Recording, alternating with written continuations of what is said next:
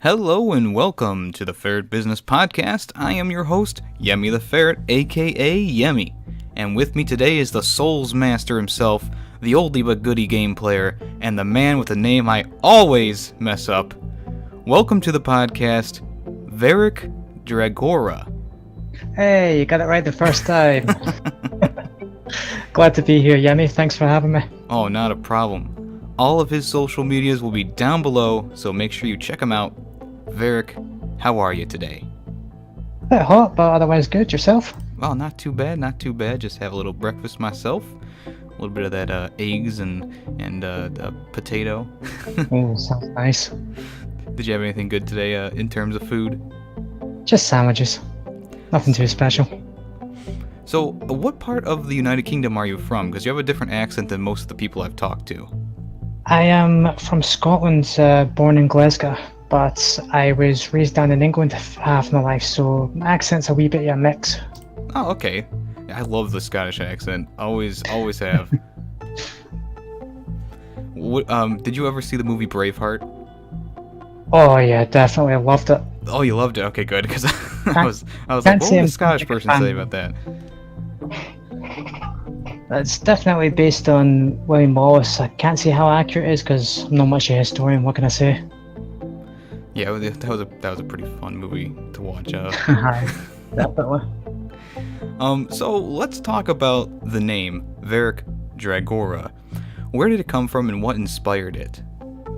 Oh, that's quite a long story. Let's see. It'd have to be way back when I was in school.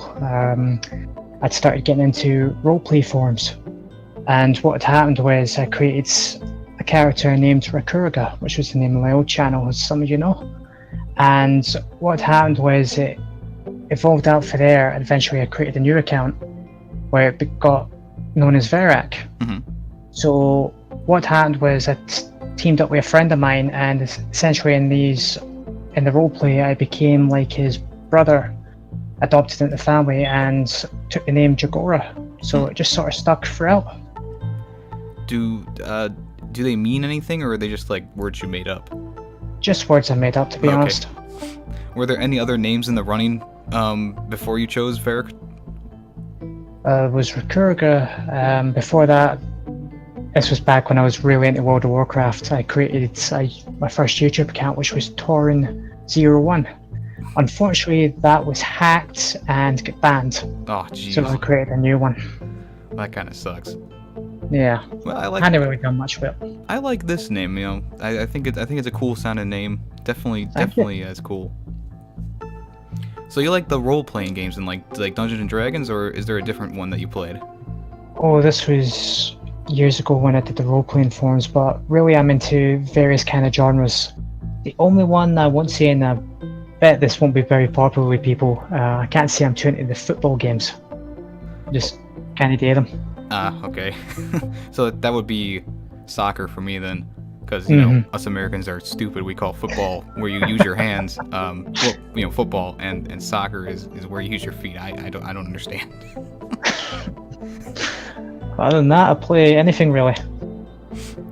So you were actually recently showcased on a website called Razor's Edge Gaming. Is it cool to be showcased in that fashion? I admit it was a real big surprise. I really can't express it in words how grateful I am to be featured on there. It's just mind-blowing. So was it like an interview, or did they just kind of let you know that they were doing something and they wrote their own article?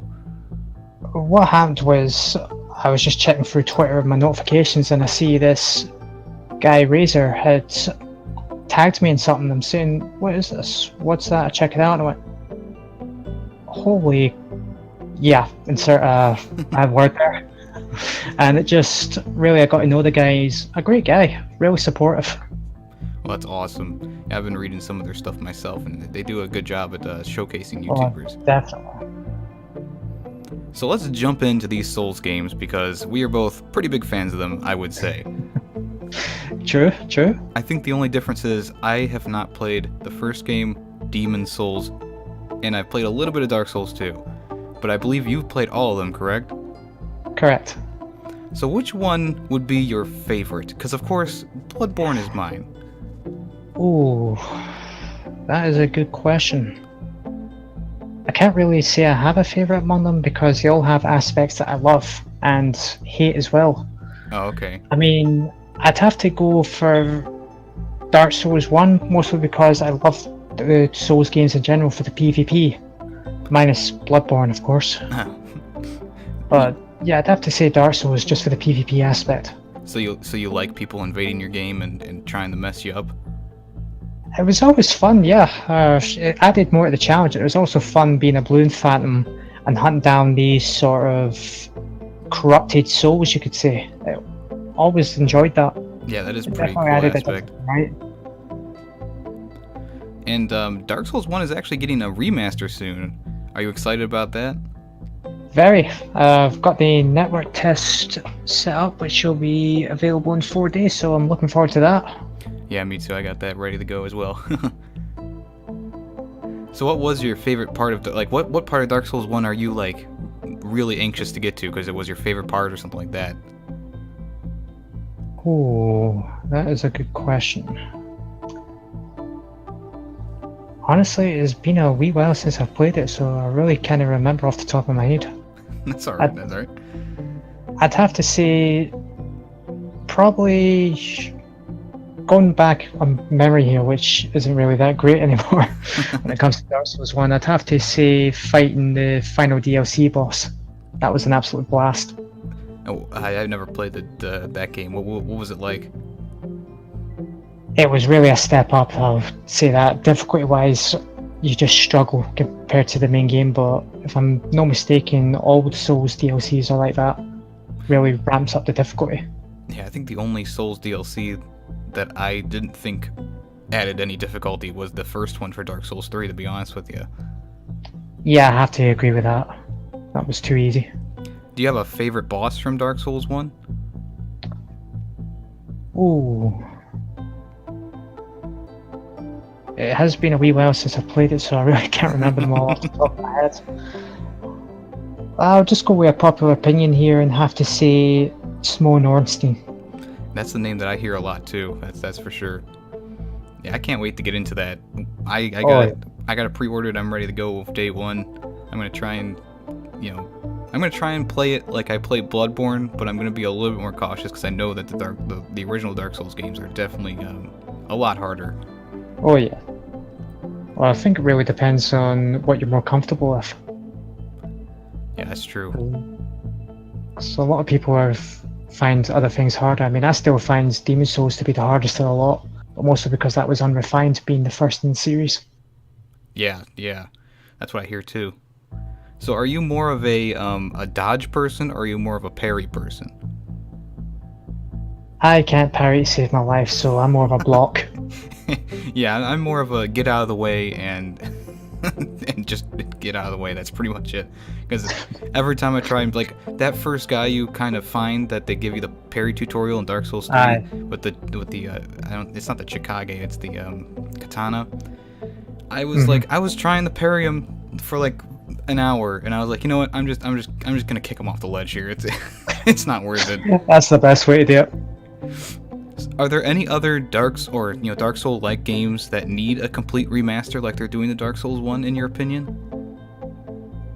The only ones I've really played outside the Souls series would be Neo, an absolutely fantastic game, and Lords of the Fallen. I can't say it was, well, for me personally, I can't say it was that great.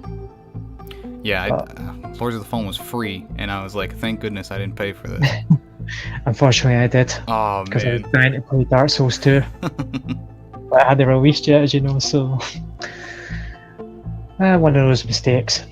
Right. So Neo is the game that I got it ready to go, I got it downloaded, I got the complete edition on PlayStation. How different is it to the regular Dark Souls series?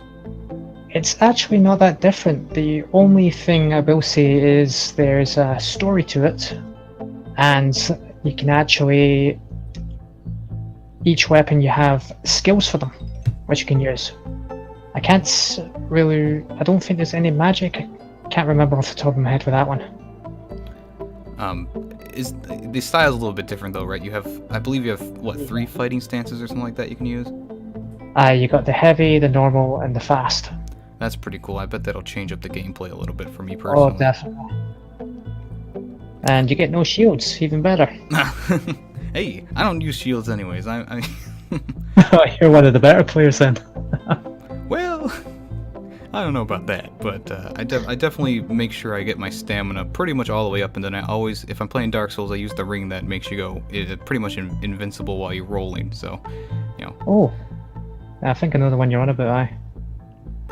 So, would you rather want to have a Bloodborne 2, or would you want a new IP from Software?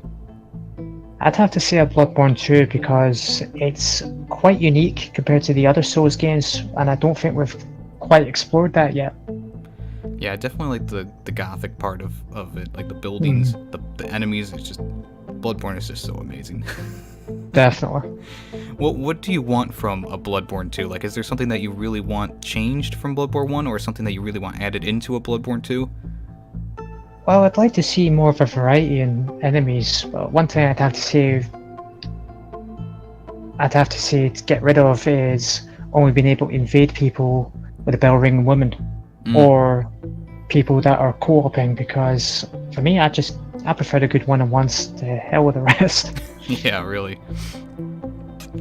And the old Hunter DLC came out, and I thought the weapons, like if you're going through the game the first time, the weapons are probably a lot better if you're going through the game the first time.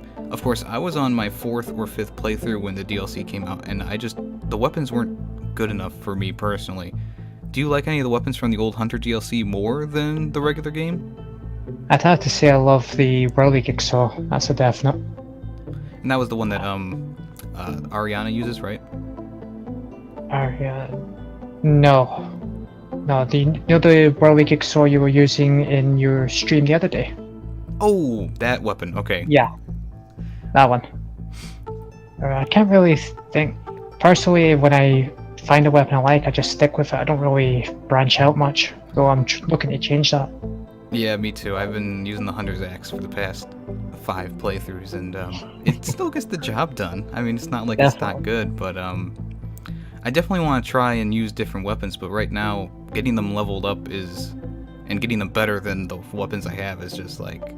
a chore. Yeah, definitely. Do you think they made it too easy, allowing you to buy blood rocks, or did you like that? I actually like that because it's an absolute chore trying to get the rocks as it is.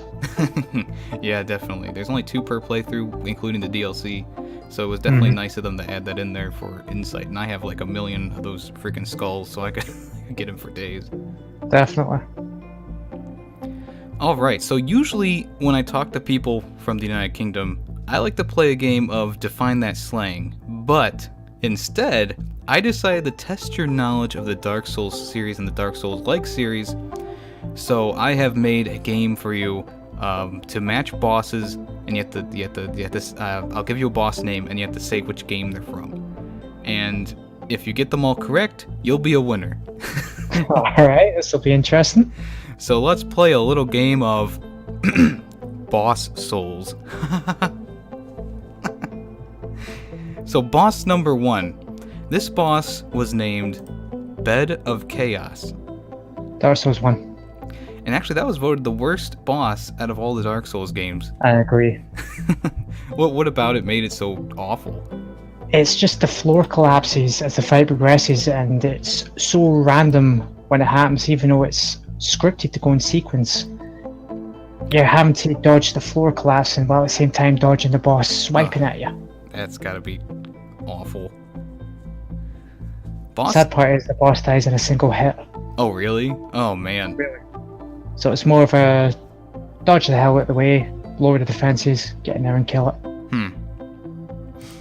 Boss number 2 here. The Royal Rat Vanguard. That is Dark Souls 2, I believe. Correct. This one people were saying the rats can overwhelm you pretty easily, but they were saying it was pretty easy personally. Not personally, but they were saying it was easy. It's pretty easy because the rat you're supposed to kill actually stands out for the rest, so you just go and kill that, you're done. So it's kind of like the Deacons of the Deep then? Wait, it's actually one of the men that you're supposed to kill? Yeah, the Deacons of the Deep is like the aura will go onto one of them, and you have to kind of hit him to get the boss's health down. And then Wait, I never noticed that. I just flashed like mad. Well, I know something that you don't. Hey, good on you. So boss number 3, the Centipede Demon. Ooh, that's a tough one. Centipede Demon. Dark Souls 1, I think. That is correct. What about the Centipede Demon makes him a pain in the ass? It's really that he crawls in walls. It's been a long time since I fought this boss, but from what I remember, he crawls in walls, and you only get a small space to fight in because the rest of it is all lava, Oh, which jeez. you can crawl across. Whew. And I don't think you get the lava-resistant ring until after that fight. Of course. My memory's a bit fuzzy. Alright, boss number 4, this is probably an easy one. The One Reborn. That's Bloodborne. Yeah, this boss, oh my god, he's so easy to beat. I don't understand. Like, No, he actually used to be harder. I never had trouble with him, to be honest with you. There's this spot you can get to underneath him that you can pretty much, it's not really a glitch, it's just he can't hit you at that spot. And until he starts pouring the mucus on you, you can pretty much kill him as easy as he came in the frickin' world. I believe they nerfed his damage a bit though. Not too much. Well, But I think he used to just... I'm really not sure if this is actually the case, but I believe he used to be a lot more aggressive than he used to be. Well, than he is now, sorry. well, I don't know. I really don't see a difference personally. Fair enough. Alright, boss number 5. Manus, Father of the Abyss. That is the DLC boss, the final DLC boss in Dark Souls 1. One of my favourite fights, at least Correct. before he was nerfed. What'd they do to nerf him? Slowed him down. Oh, did they? I mean, his attacks used to be just like... Instead now you get a breathing room, which is a bit disappointing, but it's more user-friendly, I have to say. Ah, okay. Number 6, and I have 10 of them here, so just to let you know. The Living Failures. That is Bloodborne's DLC, The Old Hunters. True. I think it's weird that they put 2 boss fights kind of right next to each other like that. Kinda, yeah, but it wouldn't be the first I've done it. That's true. I thought that fight was it can be a pain in the ass, but if you work together with someone else, I think it is a lot easier to do. Aye. Or you can actually, a wee tactic you can do is kite them around the arena and just take a stab at the one that's separated for the group. Yeah, I think that's what me and my friend used to do a lot too. Boss number 7, the Last Giant. Dark Souls 2. That's the first boss, right? Yes, it is, aye. The funny thing is, you can summon those phantoms in Dark Souls 2 to help you with the fights. And so my first time through Dark Souls 2, I brought them all in for the fight, and they all died one by one, and his health wasn't even touched. And I was like, well, shit. And of course he has the health up, so I was hitting him and doing no damage. So the second time I did it, I had no one help me, and I beat him in like, a minute or two. He's a fairly easy boss, won't lie. One of the easiest in the series. Boss number 8, Pontiff Sullivan. Dark Souls 3. I love this boss fight. It's just the right amount of challenging and, timing that really makes it one of my favorites from Dark Souls 3. Well, I'll just say I can't stand him. He is a pain in the butt, especially on his 3rd transformation. Oh yeah. Oh, this is funny. Boss number 9, Deacons of the Deep. Dark Souls 3. Yep. Whoopsie! I forgot that I put that on there. You blew that one. And finally, boss number 10, the Tower Knight. That is Demon Souls. There you go. 10 for 10. Not too bad, not too bad. Not bad.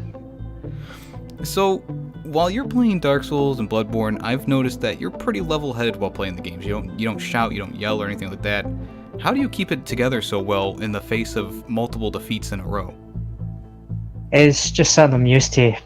See, when I first started out, I was not so level-headed. I actually rage quit the game a few times. I think most days have been there at some point. Well, hey, that's cool, that's cool. I was just having a little bit of a problem last live stream with Mikolash in Bloodborne. I don't know what was going on, but I was just not dodging the right way when he was doing his balls, the glowing balls attack, and I had to step away from the game. I was getting a little bit too worked up. So that's kind of the way I like to do things now, is because I used to be a huge rager. Like playing Call of Duty, playing anything, I would just shout and scream. And I've taught myself, if you're doing bad, just let it go. Don't worry about it. And I think I'm doing a lot better now. It was actually quite recently that I had to tone everything down a bit, and it still shows through a little bit. But I am trying so hard with a lot of these games that I'm playing, just to keep the tone down, keep it down, just have fun with it.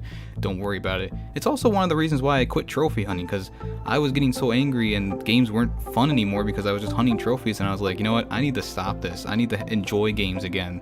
I'm gonna quit trophy hunting, and I'm gonna keep it fun and not, enrage myself, I guess you could say. I gave it up myself about, I think last month it was. I just wasn't finding fun in it anymore.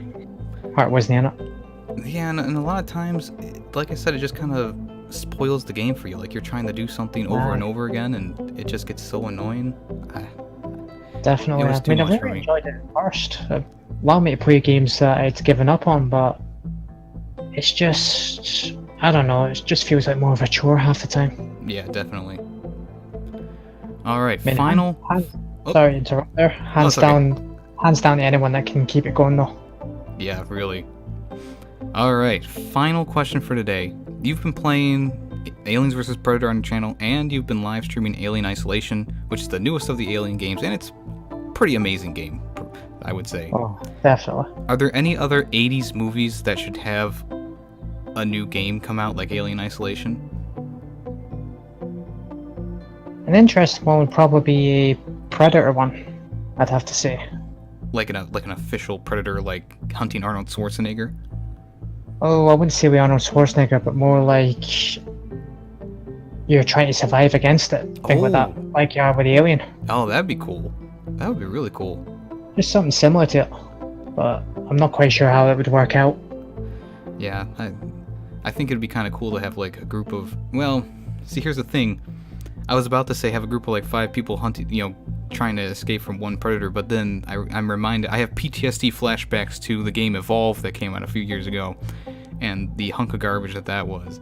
I actually had my sights set on that. I'm so glad I turned out. I didn't even bother with it. Yeah, you're one of the lucky ones. Literally, the player base went from like, I don't know, I'm gonna just throw it in, like 100,000 players in one day to like 20. I learned my lesson a long time ago with quite a few games, so now when I just check reviews before I buy them. Oh yeah. Unless I'm really excited. Definitely. That's a great idea, and I probably should have done that for that Extinction game as well. Can't say I've heard of that one. Oh, the Extinction, it came out recently, and it was a game that I was following for a while. I was really looking forward to it, and I finally got my hands on it, and I didn't look at any reviews or anything like that. And as soon as I started playing, a guy came into the chat and was like, this game got a 3.5 out of 10. I was like, what? And so I'm playing it, and it's just getting worse and worse progressively as I'm going through it, and I'm like, oh boy, I'm not playing this one again. So I literally sold it the next time a game was coming out, because I was like, it's too bad. It's awful. Sounds similar to my experience with Hello Neighbor, only I didn't buy it. I read the reviews, saw there was a demo, tried it, and saying, what the hell is this garbage? Got rid of it. Alright, well, we are out of time for today on the podcast. I just want to thank Verak Dragora for coming on to the podcast. It was a lot of fun to talk to you about the Souls games and the bosses. I really enjoyed myself. Thanks for having me. Not a problem, man. Remember to check out all of his social medias, YouTube and Twitter, down below in the description. He's got a lot of cool stuff going on. He does a lot of retro games like Spyro, and I guess I would say Alien vs. Predator is kind of retro now. So is there anything else you want to say before we get defeated by the Nameless King another time? Not particularly, no. Just grateful to be on here. All right, man. Well, thank you once again for coming on the podcast. Thank you to the listeners for listening to the podcast.